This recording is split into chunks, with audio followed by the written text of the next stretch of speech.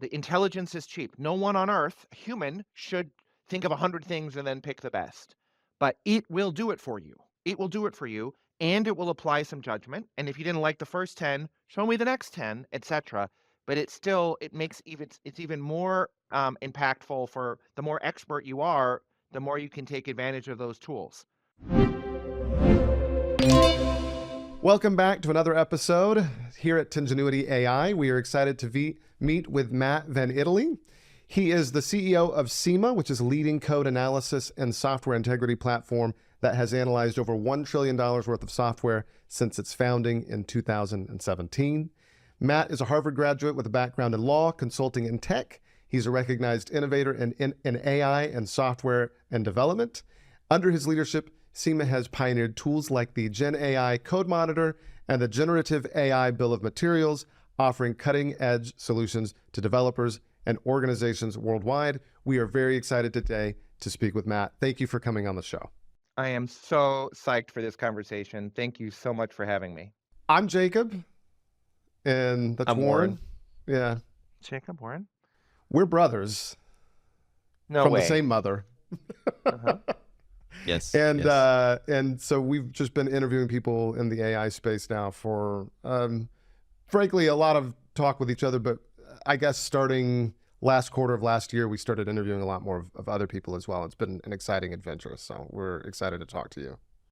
Amazing. What kind of do you practice today? So I have a law firm in Richmond, Virginia, and my brother has a graphic design and advertising firm in Georgia, outside of Atlanta. So yeah, I currently practice. I'm the managing partner of my own firm. I started my practice right out of law school. Couldn't find a job in 2012.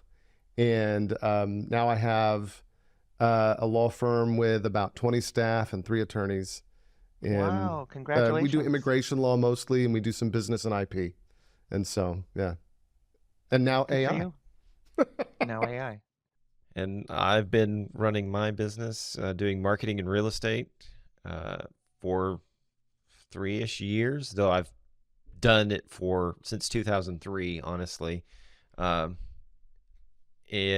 really just put out my shingle and said, I'm going to take it to the next level, much because of my brother who was poking me and saying, you can do it, you can do it. So Entrepreneurship takes some courage, and it really helps to have a mentor and a nudger along the way, because it is scary as F. Well, let me ask you a question, because I was looking at your LinkedIn and learning about you. How many startups have you done? 2. This is my 2. second. Sema is your second. What are some lessons you learned from the first one? So, do you know the Pass It On Foundation for Better Values, and they have ads with inspirational images of people like Jackie Robinson and such? One of them, I don't always speak in riddles, but I like this. I like framing it this way. One of them that I absolutely hate is they have the Wright brothers, and the quote is something like "Good ideas win." Of all I'm a very values-driven guy. I think most of them are right, but that is the one of the least inaccurate things I have ever heard. There are so many good ideas that do not win. There are so many things that are logical that are not the right time, not enough capital, fill in the blank, etc. My first business um, had great potential societal value. It was helping with tech transfer, which is a topic near and dear to my heart. So I'm up in Baltimore, where there is such an opportunity for economic development, and 1/100th or 1,000th of the potential of Hopkins and the University of Maryland is being realized, compared to, say, the Silicon Valley ecosystem. And the insight, which is still true, is that places like Baltimore and other potential ecosystems have not realized the potential of what those research and development institutions can provide, and the limiting factor is low quality tech transfer. And so we aimed to build a business that would tackle it. I was undercapitalized. Didn't have the right commercial instincts. Just made a ton of first CEO startup mistakes.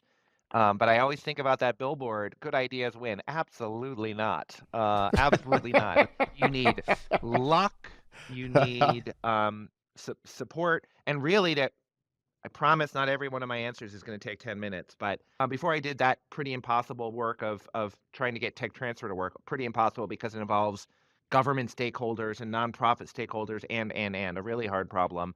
Before that, I did something even harder, which is I ran data and analytics and school improvement efforts for low performing school districts. Wow. Yeah, Literally the no, I saw hardest that as thing. well. The K through 12 Yeah. consultancy.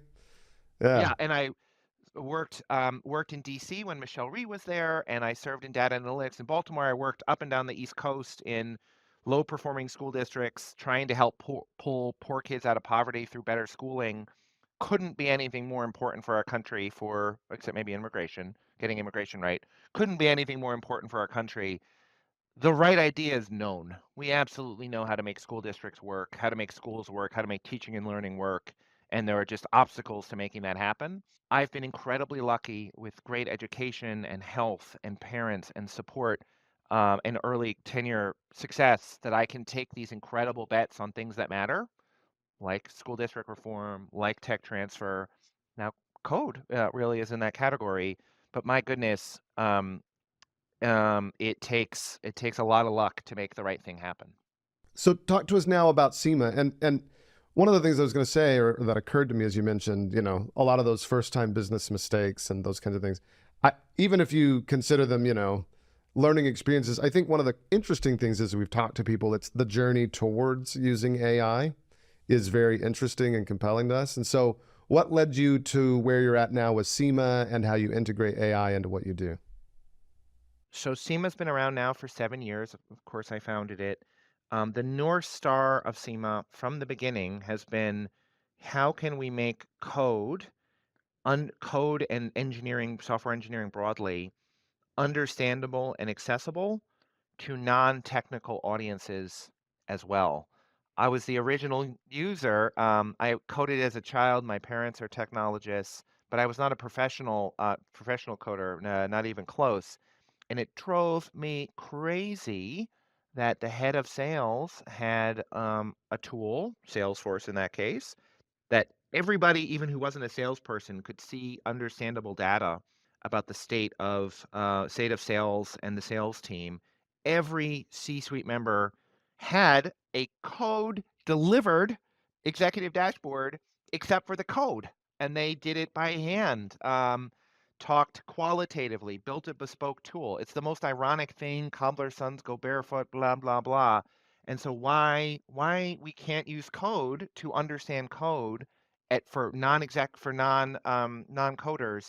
has been it's an incredibly interesting question and an incredibly important one, because if people do understand, you get better code outcomes, and if software is eating the world and has eaten the world, though we're still only on that beginning of that journey, helping unlock the power of code through better understanding has global multi-generational impact. So that was why I started SEMA. For the first 6 years, we worked on one thing only. Now, one of the reasons there's not a dashboard for CTOs just like Salesforce, it's a really hard problem. Um, if you build a CRM and you get it right for US dollars, converting to Australian dollars and euros and pounds, it's not that hard. I mean, it's hard, but it's not that hard. If you get a CTO dashboard right for COBOL and then you want to go to Java, you got to start over. And JavaScript, you got to start over. So because there's 50 languages, software languages that matter that are distinct, we spent 6 years at least being able to understand those languages in some detail. We didn't build a um, we didn't build a SaaS product to start. We built a report, so that at least, because it's a little bit easier, at least in building a SaaS product. So we built a report that understands code for non-technical audiences. I think the best analogy for it, it's called a health check, is a home inspection. So a home inspection covers the roof and the electricity and the plumbing, etc. So it's comprehensive, and you use a home inspection during the buying and selling of houses. Our health check product, CodeScan's product, is comprehensive about code, the most comprehensive one there is. Code quality, security, team, intellectual property, etc. So it's super comprehensive, and it is most commonly used in the buying and selling of software companies and companies that have software. And so we've had the incredible honor to do this more than 1,100 times for $1.5 trillion worth of companies. I mean, if you had told me that when I had started, I simply wouldn't have believed it. And so we got really good over those 6 years. All kudos to our engineers and research and incredible clients and services at understanding code and making it understandable to non-coders. We've been around for 7 years. Last year, we really started our AI journey, and I've done it. We've done it in 3 ways, and happy to talk to more detail about any of them. One way is that some of our incredible customers asked us to start measuring the risk from coders using AI to code. And there are intellectual property implications and security implications, etc. So this is coders using GitHub Copilot or Claude. It could be a specific tool or a general tool. It's a really good idea for coders to use it, but it comes with some risks that need to be managed. If you've spent some time with this or your listeners, much like open source risk. And so one of the 3 parts of our AI journey was building a product, was building a part of our reports to measure how much Gen AI code is in a code base and how risky is it. There's actually Interesting. 4 parts to the chapter, to the AI story. One is a product that manages Gen AI code risk. A second is we built an AI tool to detect Gen AI code versus not.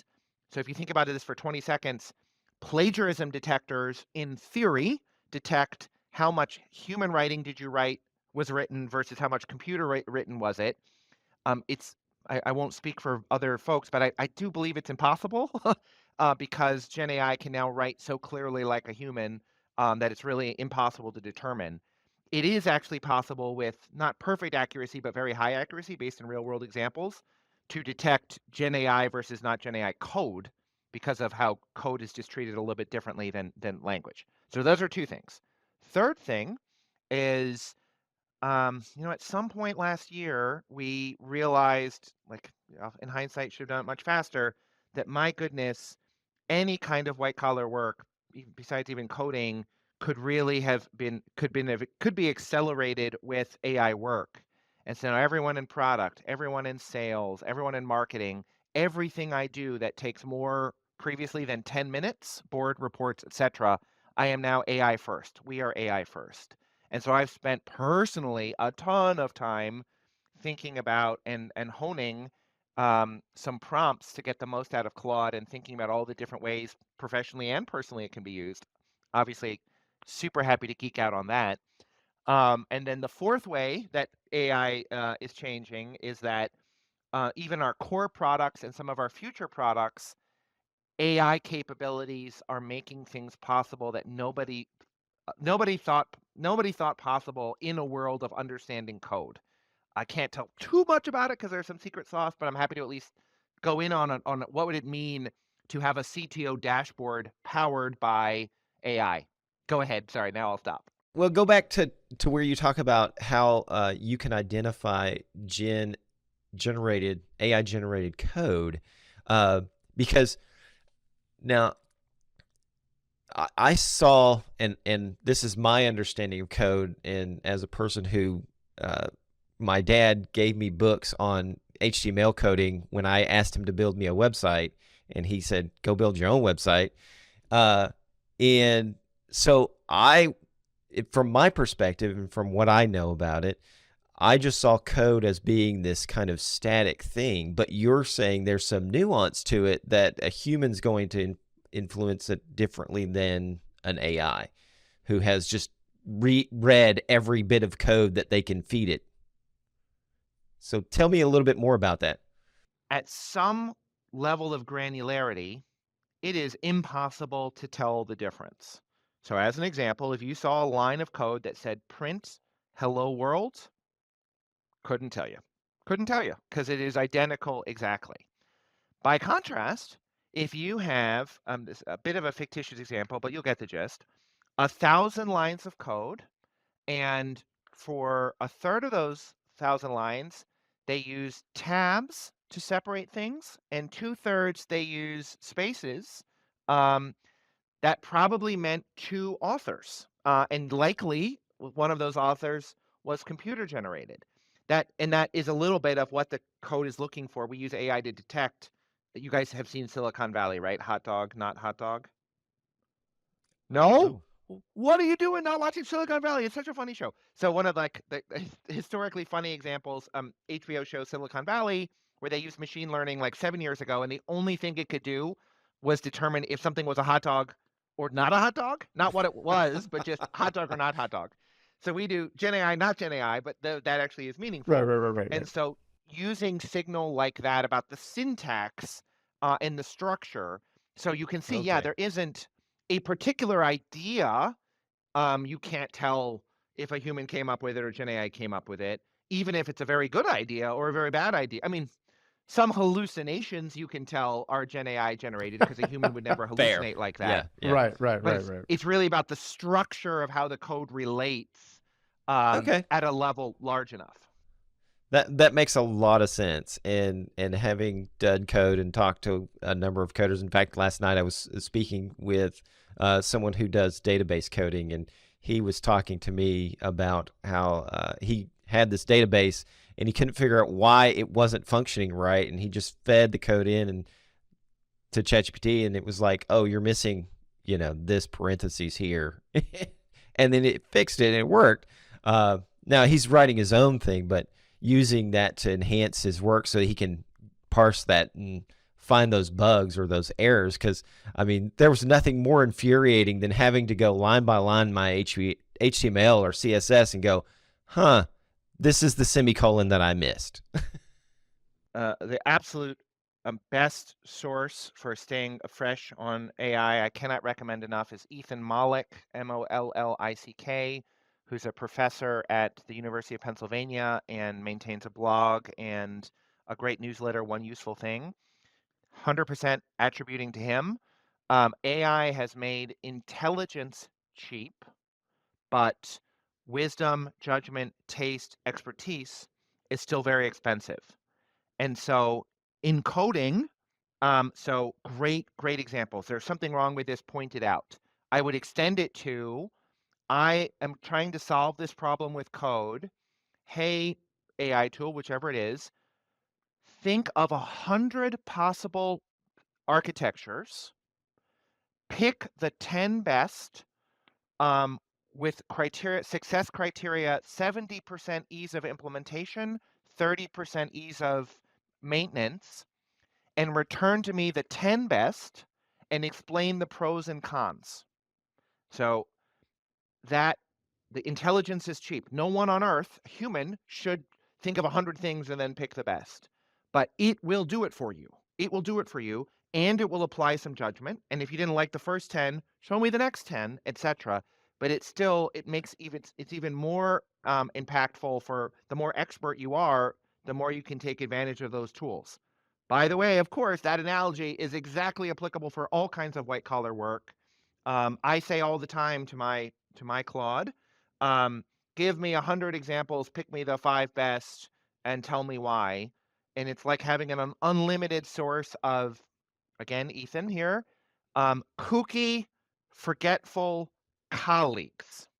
AI used to be intern level, quality level suspect. It's now colleague level, but kooky. It does some weird stuff. Makes stuff up, forgets, weird Yeah, it does stuff. some weird Yeah. stuff. Yeah. Yes, it does. And forgetful. That's which is the weirdest thing for folks who, have spent time either coding or quasi-coding like formulas in Excel.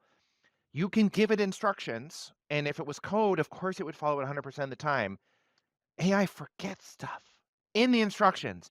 Every single time you must do this and then this. It doesn't always do it. It's so interesting. And so as humans, it's all the more reason why the more expert you are, the more you can take advantage of it. You can look at it and say, "Oh, you forgot the thing I told you to do." And then you ask it, I am polite to I don't know if there's already a standard of how polite you should be, but I say please and thank you. But I'm very direct with it about what it needs to do, including forgetting things.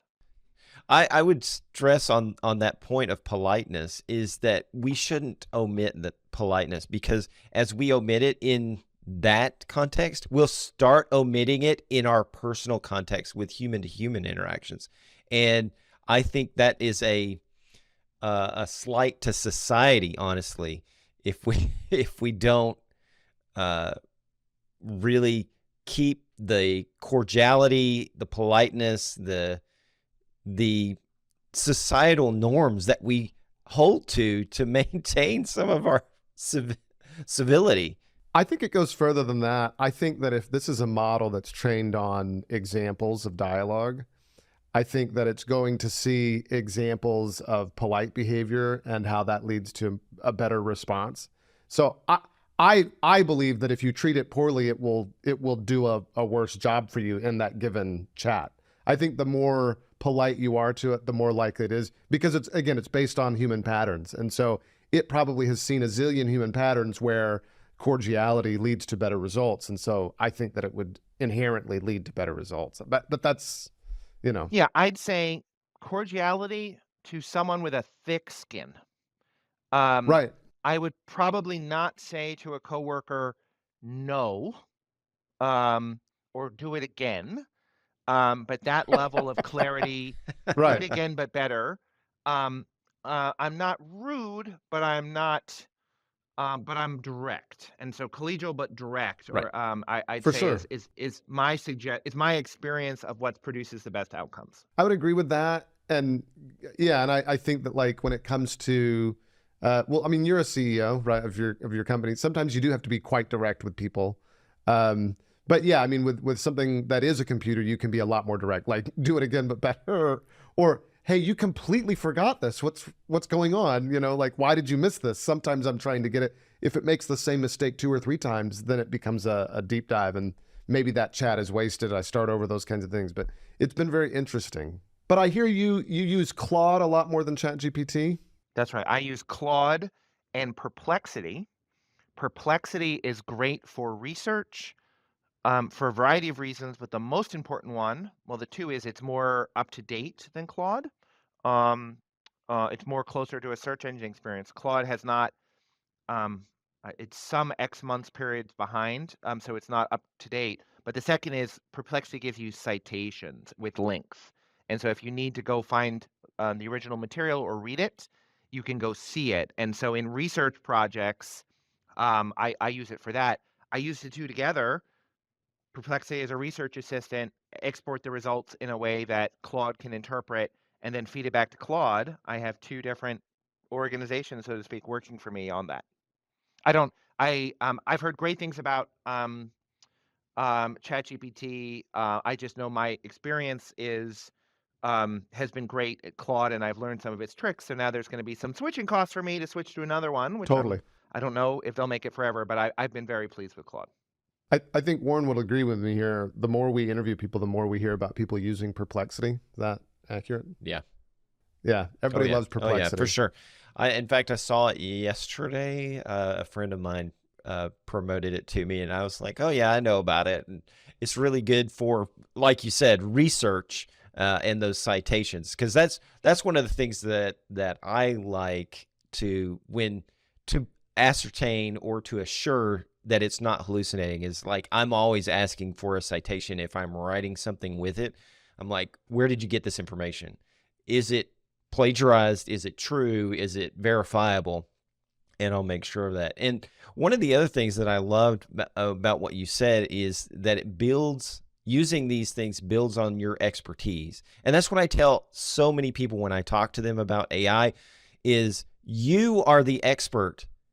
You direct the tool, and you, using your expertise, can vet the information that it provides to you. And you should not let this run at first pass. So can you speak more on that front to our audience? Yeah, I couldn't agree more. So I said colleagues. They're not. It's not intern quality now. It's colleagues level, but they're still your employees. They're employees. You have to have the final say on version on quality control. We've spent some time in many different fields this year: insurance, coding, obviously, product development, and the theme that runs through everything we recommend and everything we hear is human in the loop. Gen AI hallucinates, makes stuff up, makes assumptions, doesn't understand context, etc., etc., etc. And having a human there, the higher the stakes, the more critical it is. And relatedly, the more expertise you have, the more you can get out of it. There was a paper this week that a stock picking tool with AI had a much better results with expert financial analysts than with junior financial analysts because they got more out of it.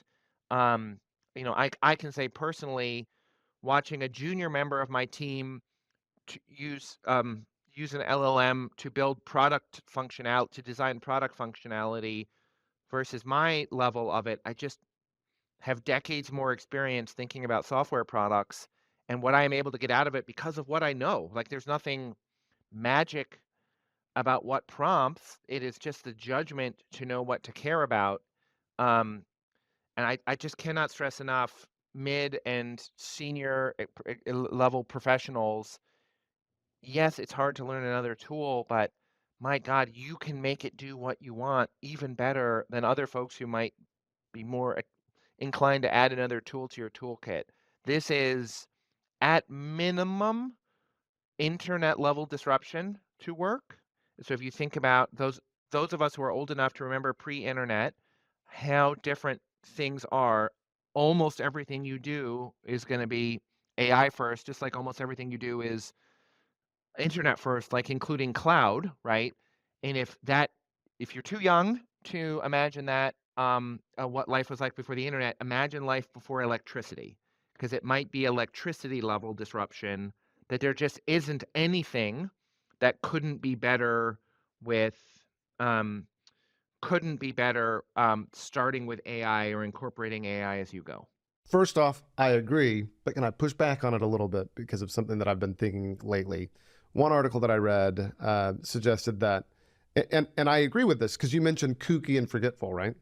And so it mentioned that AI can do a lot of things very quickly, but it's actually really dumb because, and the comparison was that a cat is smarter than AI. A cat has persistent memory, it has an awareness of its physical space, those kinds of things. And so the idea was we're actually a long way away from artificial general intelligence, where we might even be barking up the wrong tree in terms of which direction to take AI in order to get there.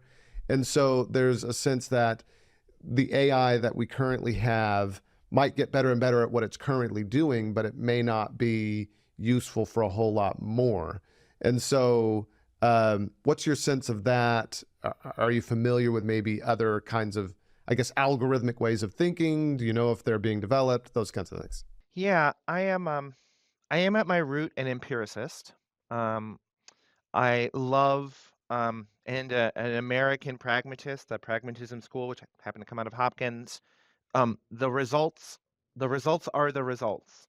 If it matters, if it happens in real life, then it is real. If it doesn't happen in real life, I mean, I guess like electrons are real, you can't see them. But if it happens in real life, it is real.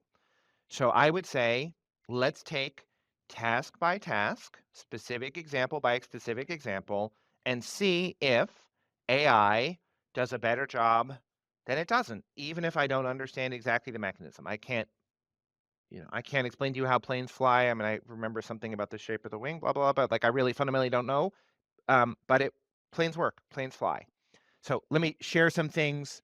Anecdotally, I have used AI for in every single case this past week, every single case, it produced a better result than I would have done on my own. Um, I used it to think about the pros and cons of the next feature to add to our dashboard by thinking of 100 possible examples and weighting them and coming up with recommendations for me to override. I like that It, prompt, by the it way. I'm going to start using that. Yeah, absolutely. Pick 100, Yeah, yeah, only show me the 10 based on the following criteria. Because if you say only yeah. give me 10, it's going to make its own criteria. And by the way, any of your listeners want any of my prompts, text me, shoot me a note, you guys obviously included. Fun times. I've Yeah, spent a lot of time geeking out. So the next feature to We do build, too. yeah. yeah, Yeah. I've built a personal coach. Um, Here are my personal metrics. Suggest additional metrics that someone who has these goals might also want to include. It was better than me by myself. Was it perfect? No, but it's better than a cat. A cat's not telling me other than, more purring. Right, right, right, right, Right. So right. it actually helps with my assistance. I have used it to pick restaurants when my wife and I went to visit Montreal. I have used it to write a message to my board. I have used it for what else have I done that's in different categories? Every single thing I have done, I have used it for. It has wildly been better and faster than me working on it by myself. Does that mean out of the box it's done? Absolutely not. But if when the alternative is me doing it on my own, it is less, lower quality and slower than using AI. So yeah, I have no idea in how feasible AGI is. I know that very smart people have different points of view, but the number of tasks that AI plus human is better than human, um, is I mean, even if it never got better than it did today, every single part of white collar work is now better. And now it's just a Right. question of humans processes being better. And of course, that's a false straw man. It is also getting better on top of everything else. Yeah, with Jacob and I, we we also have a lot of interesting uses that we've put AI to. We augment our Dungeons and Dragons games. We do recipes. We create all sorts of craziness in our Midjourney Mondays that we do with our Midjourney platform. So we love seeing the interesting and nerdy things that we can do with it. Yeah, and I can't stress enough to your listeners how wise that is. And I try to do it when I'm teaching. I'm our chief learning officer for AI, because I use it so much. Is that playing, having fun, experimenting in all sorts of areas of your life is interesting, for the curious folks out there, but also incredibly improves your ability um, to use it at work as well. Um, I think I read Ethan saying intelligence is cheap.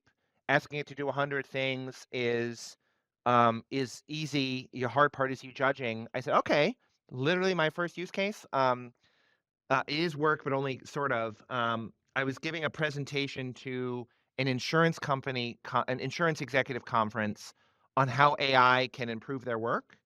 And I said, all right, AI, here's my near final presentation. Find me the best limerick to summarize my presentation back to the audience. I want 100 different choices. I want it to be think of 100. This is a very both technical and insurance geeky group in a good way. So I want inside jokes about insurance. Um, it then produced 10. I didn't like any of them. I sent it back. I did another, sent it back until I found what I was looking for. And so, yeah, I love using it for Dungeons and Dragons. I love like all of these different ways of play might make your personal life more fun and engaging. Obviously, it's not a substitute. Like a surgeon's warning, this is not a substitute for a real person interaction. Please ask your doctor if you're playing with AI for more than 4 hours a day. My God, you see what I did there? You see what Yeah. I did there? Yeah, yeah, yeah, yeah. No, But my God, useful in play and those lessons go over to work as well. well, I think for me, it's the whole corollary between like you see something in science fiction.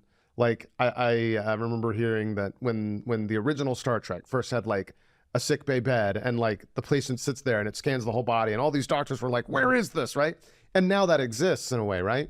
And so when we play with stuff, then it becomes useful in the real world. And so I think it's very important to simply like for me when it comes to school, when it comes to other things, we do need to be teaching children that right now there's a focus on well, how do we keep them from cheating with AI? And my thought process is I don't know that when I grew up, my teachers told me in middle school, you will write all of your college papers in cursive, which was completely untrue.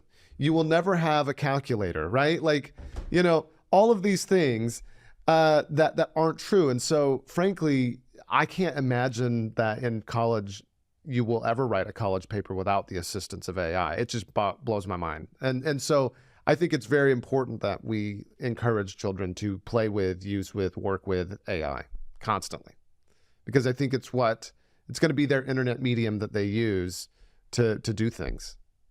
And I like what you said about the play. I'm a huge advocate for play, probably a little too much. Uh, and but and I'm going to push back a little bit on your quote about the reality of things. There's one of my favorite quotes of all time is Pablo Picasso. Everything you can imagine is real. And it is through imagining things that we make things real. Just like Jacob's example of the sickbay bed, that's not real right now, but eventually it will be because we imagined it at some point. I mean, we have cell phones, these things that Captain Kirk flipped open and could call, the Starship Enterprise, and we'll see robots like C-3PO, neurotic and crazy because we've programmed them to be neurotic and crazy. Yeah. That is a great counterpoint. I love that quote very much. Hey, Matt, it's been great speaking with you. I want to make sure that we want all of our guests to be able to plug themselves. What should people follow, do, listen to get to know you more, to learn about your products, to see if they'd be a right fit for you to work with them? What should we do? Oh, well, thanks. That's very, very kind. For sure, use AI. Play with it, man. Just figure it out. Whatever use you are, give it a shot. Sema can be helpful with understanding the state of a code base, whether you're going to buy a software company or tech-enabled software company, or you have one and you would like to sell it someday. We are the world's leader in understanding whether or not you're going to pass technical due diligence because we serve the best buyers. We are building that dream from the beginning. I imagine, so to your point, I imagined it and now it's finally coming true.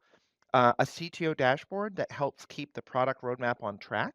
So if you're a CTO or a CPO and would like to be part of the early stage proof of concept program, please reach out.